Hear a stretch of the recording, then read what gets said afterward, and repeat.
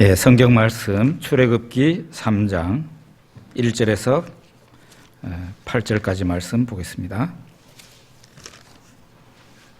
출애굽기 3장 1절에서 8절까지 말씀을 보겠습니다. 천천히 같이 읽어보겠습니다. 모세가 그의 장인 미디안 제사장 이드로의 양떼를 치더니 그 떼를 광야 서쪽으로 인도하여 하나님의 산 호렙에 이르매 여호와의 사자가 떨기나무 가운데로부터 나오는 불꽃 안에서 그에게 나타나시니라. 그가 보니 떨기나무에 불이 붙었으나 그 떨기나무가 사라지지 아니하는지라. 이에 모세가 이르되 내가 돌이켜 가서 이 큰 광경을 보리라. 떨기나무가 어찌하여 타지 아니하는고 하니 그때에 여호와께서 그가 보려고 돌이켜 오는 것을 보는지라. 하나님이 떨기나무 가운데서 그를 불러 이르시되 모세야 모세야 하시매 그가 이르되 내가 여기 있나이다. 하나님이 이르시되 이리로 가까이 오지 말라. 네가 선 곳은 거룩한 땅이니 네 발에서 신을 벗으라. 또 이르시되 나는 네 조상의 하나님이니 아브라함의 하나님, 이삭의 하나님, 야곱의 하나님이니라. 모세가 하나님 배웠기를 두려워하여 얼굴을 가리매 여호와께서 이르시되 내가 애굽에 있는 내 백성의 고통을 분명히 보고 그들이 그들의 감독자로 말미암아 부르짖음을 듣고 그 근심을 알고 내가 내려가서 그들을 애굽인의 손에서 건져내고 그들을 그 땅에서 인도하여 아름답고 광대한 땅, 젖과 꿀이 흐르는 땅, 곧 가나안 족속, 헷 족속, 아모리 족속, 브리스 족속, 히위 족속, 여부스 족속의 지방에 데려가려 하노라. 아멘.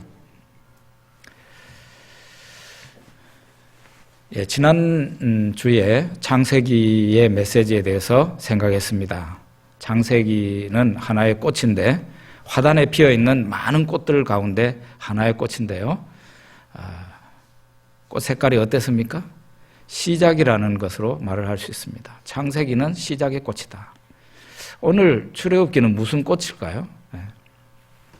어떤 아이가 부모를 잃고 구걸하는 거지가 되었습니다. 이 아이는 다리 밑에 거지 왕초에게 속해가지고 아주 희망이 없고 죽을 지경이 되었습니다. 어느 날 신사 한 분이 이 아이를 찾아와서 아이를 부르더니 거기서 구출해 주었습니다.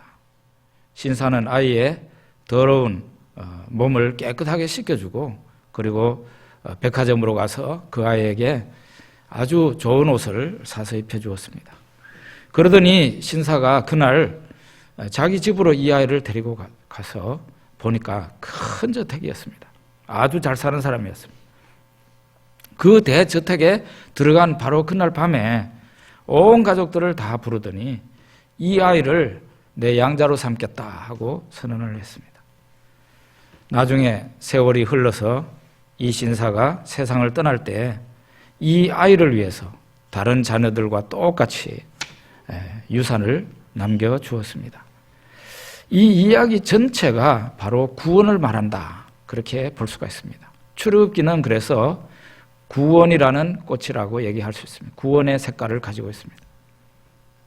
아주 이 구원이라는 것은 단편적인 어느 하나가 아니라 포괄적인 것이에요.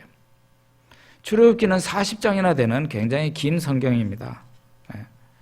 이 모든 것이 구원이라는 것을 말하고 있어요. 출애굽기 40장 전체가 구원을 말하고 있어요. 그래서 출애굽기는 구원의 책이다 이렇게 말을 할 수 있습니다. 애굽에 10가지 재앙이 내려서 애굽 땅을 심판합니다. 하나님께서 유월절이라는 것을 지키기 위해서 이스라엘 백성들이 유월절을 지킵니다. 그리고 이스라엘 백성들이 유월절 그날에 이집트에서 탈출해서 나오게 됩니다. 그리고 나오자마자 불기둥과 구름기둥으로 하나님께서 그 백성을 인도하십니다.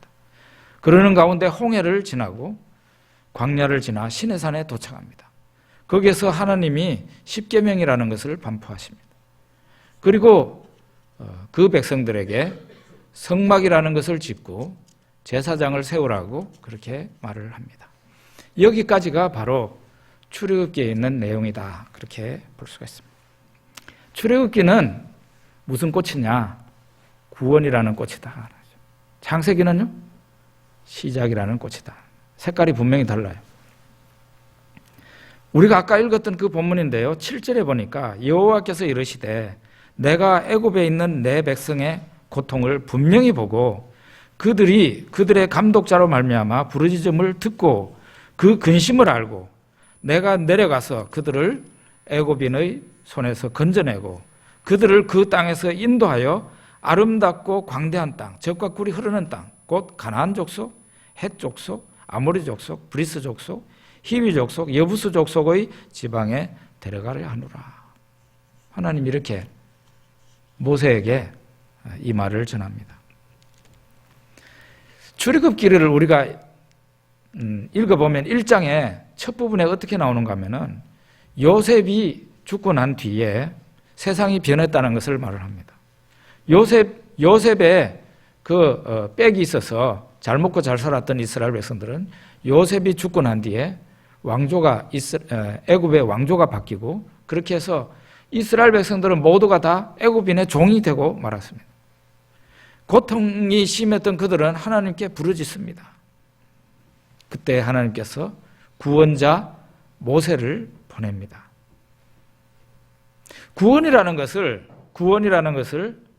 선행과 공로로 풀려고 하는 사람들이 이 세상에 굉장히 많습니다. 여러분들이 다른 종교를 한번 공부하고 싶은 마음이 있으면은 나름대로 책을 사서 한번 읽어보시기 바랍니다. 읽어봐도 잘 모르는 경우가 많지만은 한번 여러분들이 기독교 서점이라도 가서 비교 종교학 같은 그런 책을 한번 읽어보시기 바랍니다. 이 세상에 많은 종교가 있어요.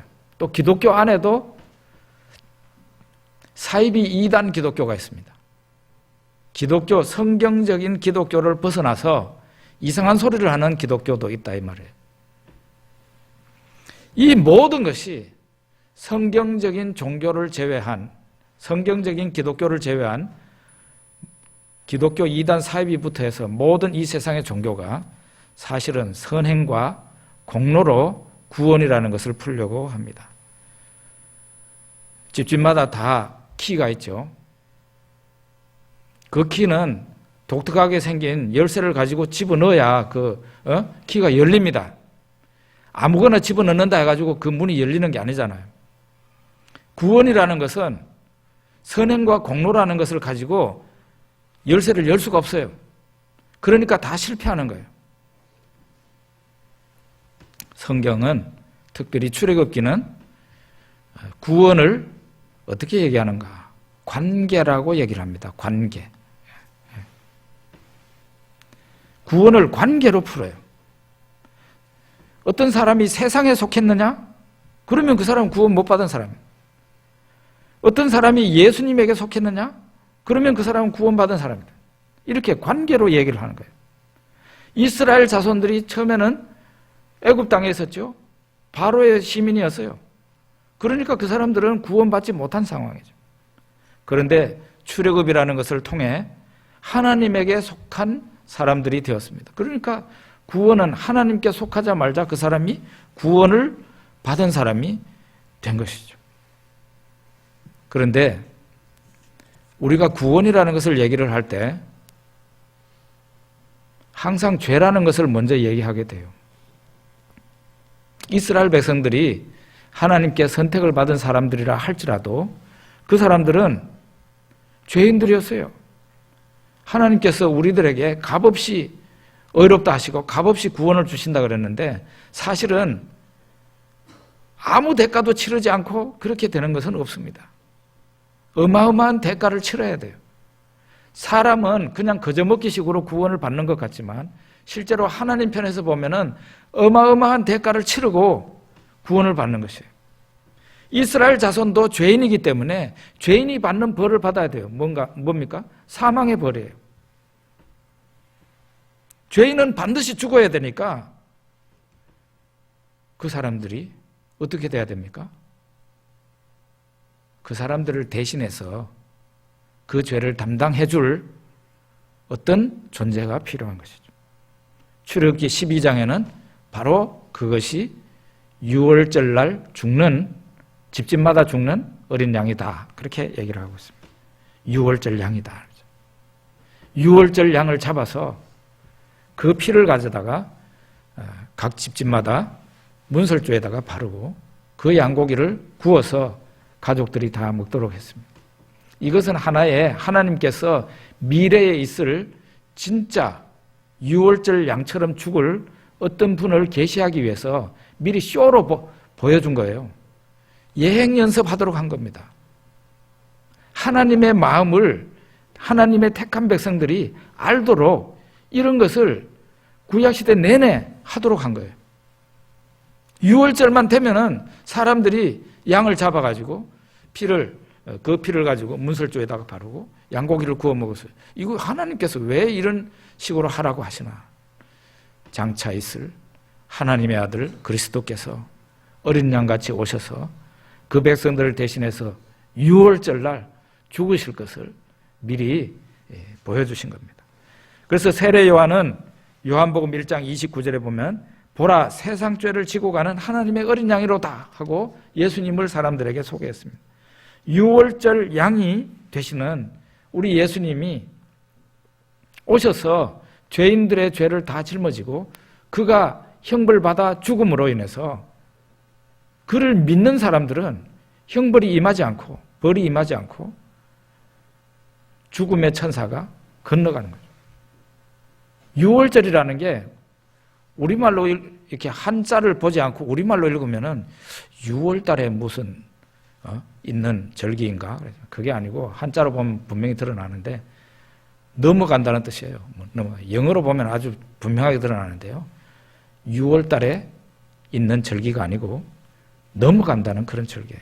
이렇게 해서 6월절이라는 것을 이스라엘 백성들이 지키고 난 뒤에 드디어 이스라엘 백성들이 애굽에서 나올 수 있게 됩니다. 출애굽기 14장 29절에 보면은 홍해가 나오는데요. 이스라엘 자손은 바다 가운데 육지로 행하였고 물이 좌우에 벽이 되었더라. 그날에 여호와께서 이와 같이 이스라엘을 애굽 사람의 손에서 구원하시매 이스라엘이 바닷가에서 애굽 사람들이 죽어 있는 것을 보았더라. 이스라엘이 여호와께서 애굽 사람들에게 행하신 그 큰 능력을 보았으므로 백성이 여호와를 경외하며 여호와와 그의 종 모세를 믿었더라. 이렇게 말을 하고 있어요. 홍해를 건너는 그 사건이 바로 출애굽기 14장에 나옵니다. 아까 구원을 뭐로 푼다 그랬어요? 관계로 푼다 그랬죠? 로마서 7장에 보면은 결혼이라는 것을 가지고 구원을 설명합니다. 결혼이라는 것을 가지고. 여자가 남편이 살아있을 동안에는 다른 남자에게 갈 수 없다는 거예요. 그 성경에서 가르치는 바예요. 갈 수 없어요. 가면은 어떻게 됩니까? 하나님의 법을 위반한 것이 되고 그 여자는 간음하는 사람이 되는 거죠. 그런데 그 남편이 죽은 후에는 죽었다고 그러면은 그 여자가 다른 남자에게 가서 재혼을 해도 간음이 아닙니다. 합법적입니다. 이런 것을 가지고 구원을 설명하는 것이에요. 우리 그리스도인도 그런 처지라는 거예요. 우리 예수 믿는 사람들도. 그런데 문제는 우리의 남편, 우리도 남편이 있는데 이 남편이 뭔가 하면은 세상이라는 남편, 마귀라는 남편, 율법이라는 남편이에요. 이 남편은 죽지를 않는다는 데 문제가 있어요. 이 세상에 종말이 오기 전까지, 하나님의 심판이 이 세상에 오기 전까지는 마귀도 없어지지 않고 세상이라는 남편 없어지지 않고 율법이라는 그 남편도 없어지지 않아요. 그 남편이 뒤져야 내가 다른 남편에게 가가지고 아주 착하고 좋은 남편한테 가서 결혼을 할 텐데 이 남편이 뒤지지를 않는 거예요. 세상이라는 남편 안 죽어. 마귀라는 남편이 안 죽어. 율법이라는 남편이 안 죽어요. 그러면 우리가 착하고 좋은 남편 만나려면 어떻게 해야 됩니까? 세상에서는 잘 이런 일은 없습니다만은 영적인 세계에서는 있습니다. 그게 뭔가 하면은 내가 죽으면 됩니다. 내가 죽으면. 어쨌든 둘 중에 한 사람 죽으면은 죽지 않은 그 사람은 자유가 되는 것이죠. 그 율법이라는 남편 안 죽고 마귀라는 남편 안 뒤지고 세상이라는 남편은 이 세상에 종말이 오기 전까지는 계속 있어요. 그럼 그 남편은 안 죽는다고. 그때 가야 죽는다고. 그러면은 어떻게 해야 돼요? 내가 죽으면 되는 거죠. 내가. 그 남편의 아내 된 내가 죽으면 나와 그 남편하고는 관계가 끝나는 거죠. 우리는 성경에서 예수님이 십자가에서 죽으실 때 우리 믿는 자들이 예수님과 함께 죽었다고 성경에 얘기하고 있습니다. 로마서 6장에 말하고 있어요. 그리고 예수님이 부활하실 때 예수 믿는 여러분과 저도 같이 부활했다고 얘기를 하고 있습니다. 그러니까 예수님이 십자가에서 죽으실 때 세상의 아내가 되고 마귀의 아내가 되고 율법의 아내가 되었던 내가 죽은 거예요. 그래서 더 이상 이 죽은 내가 세상이라는 남편, 마귀라는 남편, 율법이라는 남편하고는 이제 완전히 끝나버린 거예요. 그리고 이제 예수님이 부활하실 때 예수님과 연합이 되어 있는 바로 우리 예수 믿는 사람들은 예수님과 연합이 되어 있어요. 예수님과 함께 부활했다 그랬어요.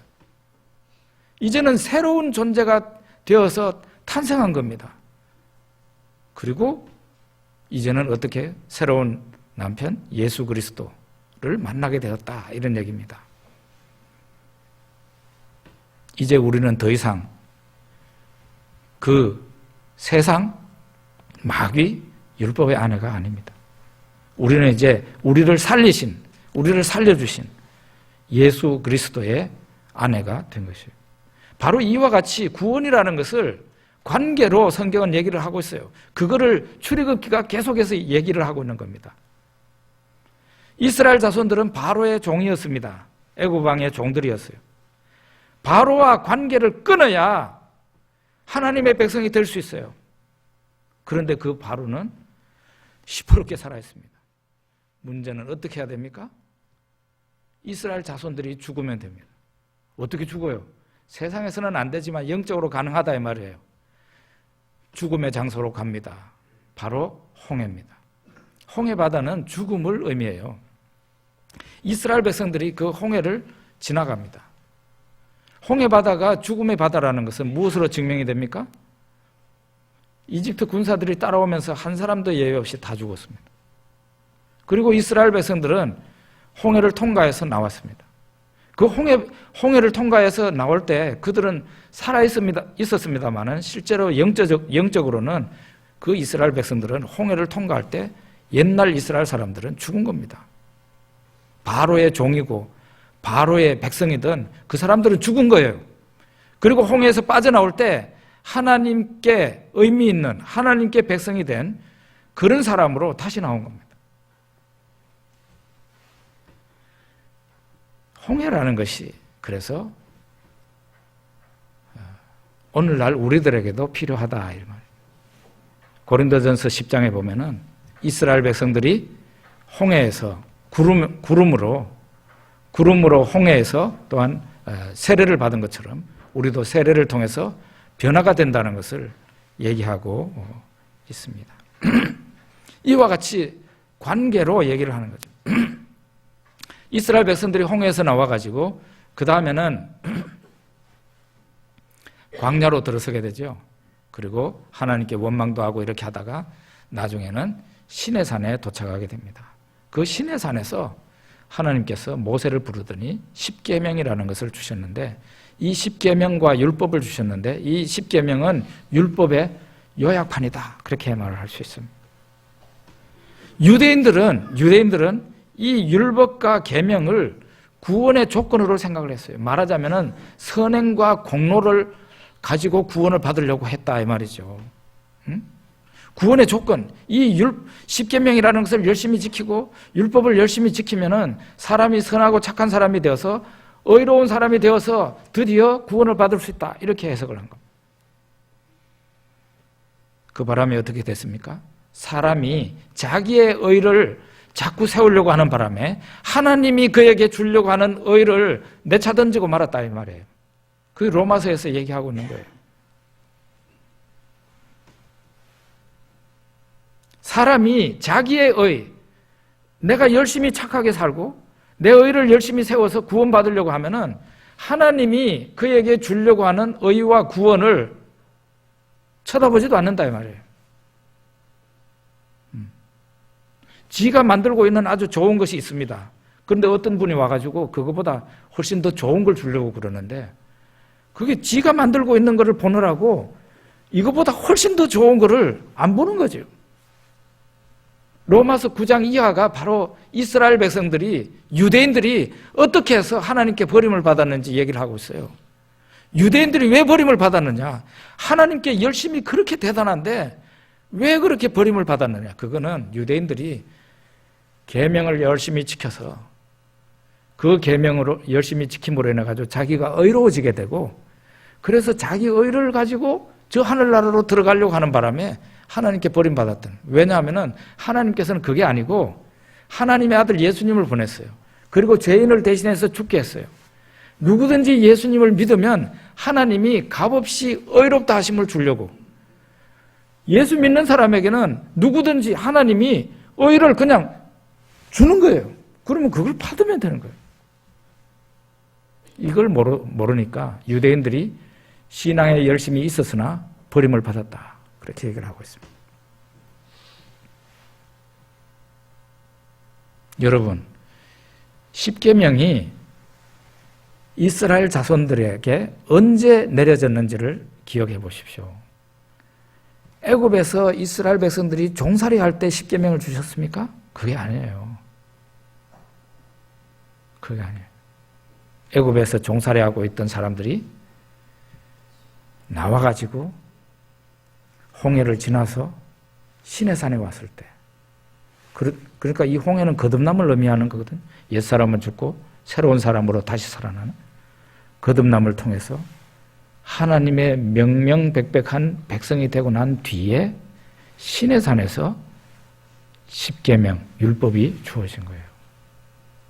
그러니까 이 십계명은 구원받기 전에 사람들에게 너 열심히 이대로 지키면은 의롭게 되고 구원받을 수 있어. 그런 용도로 주신 게 아니고 이미 구원받은 사람들에게 너는 하나님의 자녀이고 너는 내 백성이니까 이 말씀을 지키면서 살아라.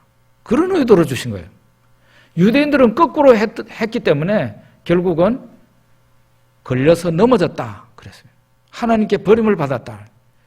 여러분, 열심히 있다고 해서 구원받는 게 아닙니다. 유대인들이 열심히 있으나 버림을 받았어요. 왜? 자기의 의를 세우려고 했기 때문에. 자기의 의를. 여러분, 그러면 십계명은 오늘날 우리들에게도 유효할까요? 전통적인 장로교는 그렇게 믿습니다. 개신교 가운데서도 많은 교파가 있는데 여러분들이 다른 교파에 있는 사람들을 만나고 때로는 그 목사님들의 설교를 들어보면 무척 다르다는 것을 느끼게 될 겁니다. 구약이라는 것을 더 이상 믿지 않는 개신교 목회자와 교인들도 많이 있습니다. 십계명이라는 것은 이미 지나가 버린 것이고 우리들하고는 아무 의미가 없다고 그렇게 주장하는 개신교 교회들이 꽤 많이 있습니다. 그런데 장로교, 좀 더 축소해서 말을 하자면 전통적인 장로교, 변질된 장로교 말고 전통적인 장로교는 신약과 마찬가지로 구약도 오늘날 우리들에게 의미가 있는 말씀이다. 하나님 말씀으로 그대로 받아요. 연속성이 있는 것으로 받아요. 장로교가 그래서 다른 겁니다.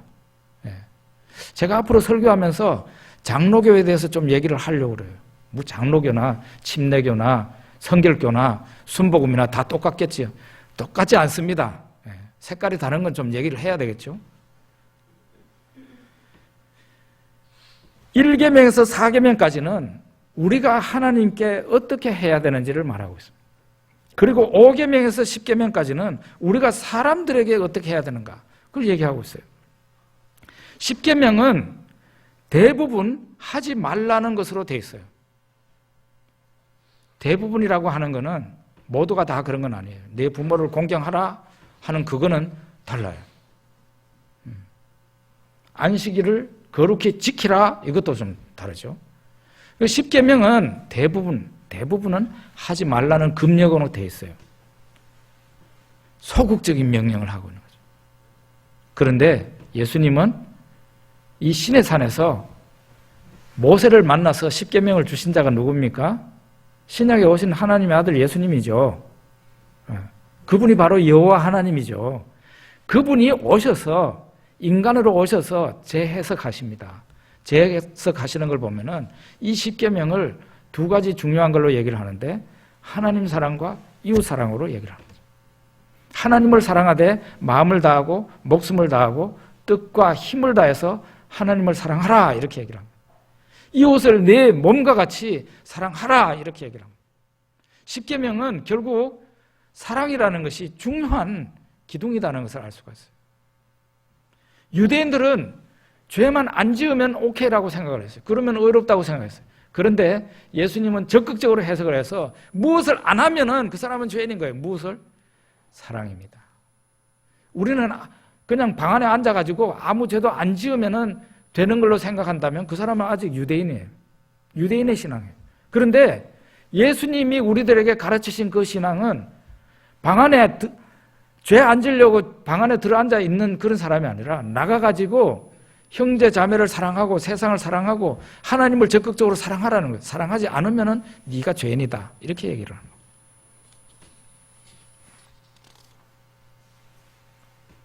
십계명을 받고 난 이후에 하나님께서 성막이라는 것을 지으라고 모세에게 명합니다. 출애굽기 25장 8절에 보면은 내가 그들 중에 거할 성소를 그들이 나를 위하여 짓되 무릇 내가 네게 보이는 모양대로 성막 장막을 짓고 기구들도 그 모양을 따라 지을지니라. 이렇게.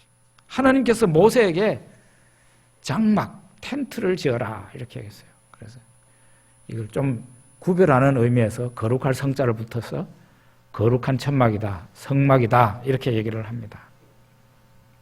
성막에서 또 하나님을 섬길 제사장들을 세우라 이렇게 얘기하고 출애굽기에 다 이 내용들이 있어요. 성막을 왜 지으라고 했는가 하면은 하나님이 말씀하셔요. 내가 그들 중에 거할 성소다. 내가 그들 누굽니까? 이스라엘 자손들이죠. 하나님의 백성들이죠. 하나님의 백성이 된 이스라엘 자손들 가운데 내가 있을 거룩한 처소다. 그렇게 얘기를 하죠. 하나님의 집이다는 거예요. 하나님께서 하나님의 백성들 가운데 계시기 위해서 그런 집을 지으라고 한 거예요. 성막과 관련해서 몇 가지 생각할 점이 있습니다. 우리는 성막 세미나가 많이 있는 것을 잘 압니다. 그런데 성막 세미나 같은 데 잘못 가면 중요한 포인트를 잃어버려요.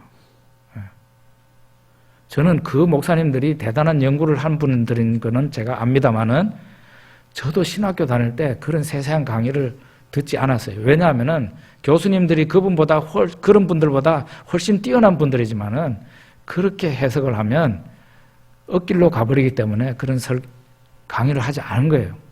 함부로 풀면 안 됩니다. 성막에 뭐는 무엇을 의미하고 무엇은 무엇을 의미하고는 굉장히 신령한 것 같은데 엉뚱한 소리 할 수 있다 이런 말이죠. 성막과 관련해서 몇 가지 큰 거 생각할 점이 있는데 첫째로는 이 집은 하나님의 집이다 하는 거예요. 하나님의 집이에요. 하나님이 집을 어디에다가 지으라 그랬어요? 백성들 가운데 집어, 이 텐트 여기도 있고 백성들이 살고 있는 텐트가 여기도 있고 저기도 있고 이런데 그 백성들 있는 텐트 가까이에 하나님의 텐트, 하나님이 머무를 이동식 집을 지으라고 한 거죠. 하나님의 집이에요. 두 번째로는 그러면은 성막이라는 것을 세워놓고 이렇게 세워졌을 때 백성들이 아침에 일어나가지고 이렇게 자기네들 장막 문을 열고 이렇게 나오면은 무엇이 보였겠습니까? 하나님의 성막이 보였단 말이에요. 그리고 성막은 또 표시가 잘 나게 돼 있어요. 왜냐하면은 그 성막에 구름기둥과 불기둥, 낮에는 구름기둥이 쭉 이렇게 성막에서 하늘을 향해서 이렇게 구름기둥이 있었어요. 그리고 밤에는 구름기둥이 되어 있으면 잘 안 보이잖아요. 밤에는 불기둥이 이렇게 하늘을 향해서 있었어요. 그러니까 백성들이 자기 집에서 나오기만 하면은 그게 보인 거예요. 마치 서울 시내에 살던 사람들은 남산에 그 서울타워를 어디서나 다 볼 수 있는 것처럼 다 보이는 거죠. 여러분 같으면은 아침에 눈 비비고 일어나가지고 이렇게 바깥에 나왔는데 그것이 보이면은 어떤 생각을 하십니까? 할 것 같습니까? 하나님이 우리와 지금 함께 계신다는 것을 눈으로 보고 확신하게 되죠. 하나님이 나와 함께 계시는구나. 그것을 믿게 되는 것이죠. 그 백성들로 하여금 하나님이 함께 계신다는 것을 믿게 하고 안도하게 하는 거예요. 안심하게 하는 거죠. 그리고 이 집은 그러면 하나님만 계시려고 짓도록 했느냐? 그건 아니에요. 이걸 오해하기 쉬운데 성막이라는 곳은 하나님만 계셔야 되지 인간은 얼씬도 못하는 곳이다. 그런 것이 아니고 성막은 하나님과 사람이 함께 사용하는 곳입니다. 이걸 갖다가 어떤 분들은 신혼집이다 그렇게 얘기하기도 합니다. 하나님과 이스라엘 백성들이 아무런 관계가 없었던 사람들인데 이제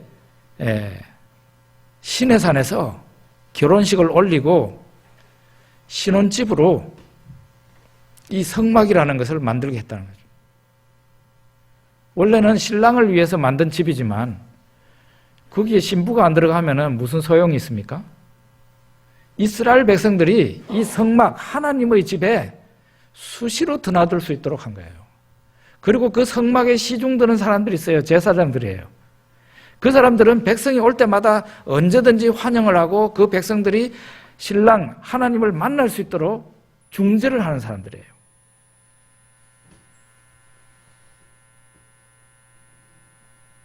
그리고 이 백성은 하나님과 만나는데 만나는 형식이라는 게 있어요. 여러분 생각해 보세요. 제가 여러분들과 만날 때 그냥 악수나 하고 이렇게 하면 됩니다. 그런데 우리가 부모님을 만날 때는 부모님하고 이렇게 서양 사람들 같으면 악수하는지는 모르지만 우리는 부모님하고 악수를 한다든가 그렇게 만나지는 않습니다. 부모님한테는 심지어 큰절을 해야 됩니다. 큰절을. 그죠? 네. 오랜만에 봤을 때는 큰절까지 해요. 벌써 다르잖아요. 내가 내 친구하고 만날 때는 악수만 하면 되지만 그리고 내가 내 밑에 사람하고 만날 때는 어떻게 하면 됩니까?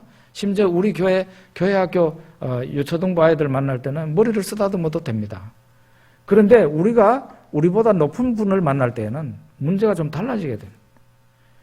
오늘 제가 칼럼에 십자가를 함부로 들고 쏘다니지 마라 하는 그런 그 칼럼을 썼습니다. 하나님의 이름을 함부로 우리의 입에 올리면 안 돼요.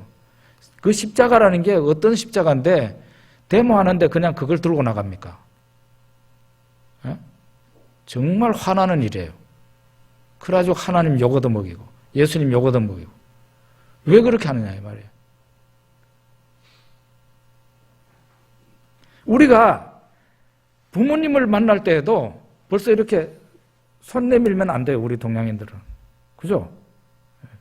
그럼 얘가 지금 나하고 맞먹으려고 그러나? 이런 생각을 하게 됩니다. 부모님을 만날 때는 적어도 허리를 굽혀서 인사를 하든지 아니면은 심할 경우에는 큰절까지 해야 됩니다. 하나님을 만날 때는 어떻게 해야 되겠어요? 그래서 예배라는 형식을 가지게 된다는 거예요. 우리가 천사들도 하나님 앞에서 눈을 가리고 발을 가리고 있다고 그러는데 죄가 없는 천사들도 자기 자신이 초라하게 느껴져서 그렇게 하는 거예요. 그런데 하나님을 만날 때에는 예배라는 형식을 가지고 하나님을 만나는 겁니다. 그래서 이 출애굽기에서 제사장이 세워져야 된다는 거 얘기하고 있고 성막이라는 게 바로 하나님을 만나는데 그렇게 만나도록 되어 있는 것을 우리가 볼 수 있습니다. 천국을 보고 왔다고 간증하는 사람들이 있습니다. 그 사람들이 천국을 가서 보니까 천국의 길바닥이 황금으로 되어 있어서 그 황금을 막 밟고 돌아다니더라. 그런 간증도 합니다. 거기는 온갖 즐겁고 행복한 게 다 있더라. 제가 시간 관계상 더 많은 얘기를 하지 않지만은 천국을 아주 세속적으로 묘사를 하는 거예요. 여러분 어떻게 생각하십니까? 천국을 아주 세속적으로 묘사를 하는 거죠. 그 사람들이 본 천국.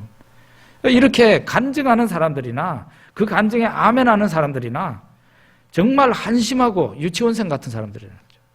예? 여러분 아스팔트나 황금이나 밟고 다니는 게 그게 뭐가 중요합니까? 예? 황금을 밟고 다닌다고 해서 그게 더 행복하겠습니까? 성경이 왜 그렇게 말을 하고 있는지를 그걸 상징으로 생각을 하고 깨달아야 돼요. 유치원생 같은 사람들. 우리 딸내미가 나이가 어린 유치원생 시절에 아주 좋아하는 과자가 있었어요. 어느 날 아주 심각하게 저한테 묻더라고요. 하늘나라 가면은 그 과자가 있냐고. 제가 그거 없다고 그랬다가는 얘가 그냥 교회 종칠까봐 할 수 없이 있다고 그랬어요. 그러면서 속으로 야, 너도 지금은 그 과자 때문에 하늘나라 가려고 그러지만 네가 조금만 더 크면은 네가 얼마나 철딱선이 없었던 애라는 것을 알게 될 거다. 그러면서 그러면 있지 하고 얘기를 해줬습니다. 할 수 없이. 예. 사람들이 이렇게 묻는 거하고 똑같아요. 여러분은 부모님이 좋습니까? 부모님이 내미는 통장이 좋습니까? 요즘 하도 세상이 타락해가지고 난 부모님보다 부모님이 내미는 통장이 더 좋아. 그런 사람도 있고 둘 다 좋아요. 그러는 사람도 있고 그럴 텐데 예, 정말 부모님이 좋은 것이죠. 우리가 부모님이 좋다고 따르면은 결국은 나중에 우리가 바라지도 않았던 부모님이 통장까지도 우리들한테 주시죠. 바로 천국이 바로 이런 곳이거든요. 예? 천국인 까닭은 길바닥이 황금으로 되어 있어서가 아니고요. 거기에 온갖 재미나고 좋은 일이 많아서가 아니고 우리가 그렇게 좋아하는 하나님 아버지와 예수 그리스도와 함께 있을 수 있는 곳이기 때문에 천국이 천국인 것이에요. 이것을 성막이 보여주고 있다는 거예요. 성막이. 출애굽기를 통해서 우리가 볼 수 있는 것은 바로 구원이라는 겁니다. 구원을 많은 사람들은 윤리, 도덕으로 풀려고 합니다. 그런데 그거는 실패하는 거예요. 구원의 문제는 절대로 풀리지 않아요. 구원은 뭐냐? 관계라는 거예요. 관계로 풀어야 돼요. 이전에는 구원받지 못한 사람이 누구와 관계하고 있었어요? 누구에게 속해 있었어요? 세상에 속해 있었어요. 세상의 임금은 마귀라 그랬는데 세상에 속해 있었어요. 그런데 그 사람이 어느 날 구원의 복된 소식 예수 그리스도를 듣고 믿어 드디어 하나님께 속하게 되었습니다. 관계가 바뀌게 된 거예요. 옛날 나하고 밀접한 관계를 가졌던 그 존재하고는 끊어지고 이제는 새롭게 나에게 찾아오신 하나님 아버지와 그 아들 예수 그리스도와 내가 관계를 맺은 겁니다. 구원이에요. 그게 바로 구원입니다. 여러분 이제 이해하시겠죠? 십자가 위에서 달리기 전까지만 해도 하나님과 무관하고 예수님과 무관하게 살았던 한 강도가 있습니다. 그 사람이 십자가에 못 박힐 때만 해도 예수님을 옆에 있는 다른 강도처럼 욕했던 사람이에요. 그런데 십자가에 달려 있을 동안에 그는 예수님을 가까이 보게 됐고 감동을 받고 마침내 예수님에게 이런 얘기를 하게 됩니다. 예수여, 당신의 나라에 임하실 때 나를 생각하소서. 이렇게 얘기합니다. 그러자 예수님이 너 지금까지 어떻게 살았니? 정말 철면피하네? 이런 식으로 나와야 정상일 텐데 그러지 않고 오늘 네가 나와 함께 낙원에 있으리라. 이렇게 얘기합니다. 바로 관계로 풀어질 수 있는 거예요. 그 인간이 어떻게 살아온 인간인데. 그런데 그는 인생의 최후의 순간에 자기가 옛날에 관계하고 있던 그것과 단절을 하고 예수님과 관계를 맺었습니다. 그러니까 그 사람에게 구원이 찾아온 거예요. 우리는 예수 그리스도를 통해서 관계가 변화됩니다. 예수 믿기 전에는 우리가 하나님의 백성이 아니었습니다. 이 세상의 백성이 이 세상의 사람이었으니까요. 그러나 예수 그리스도를 모셔드리고 난 후에는 우리는 하나님의 자녀요 하나님의 백성이 되었습니다. 바로 구원받은 사람들이 된 겁니다. 이것이 바로 출애굽기가 우리에게 얘기하고 있는 것입니다. 기도하겠습니다.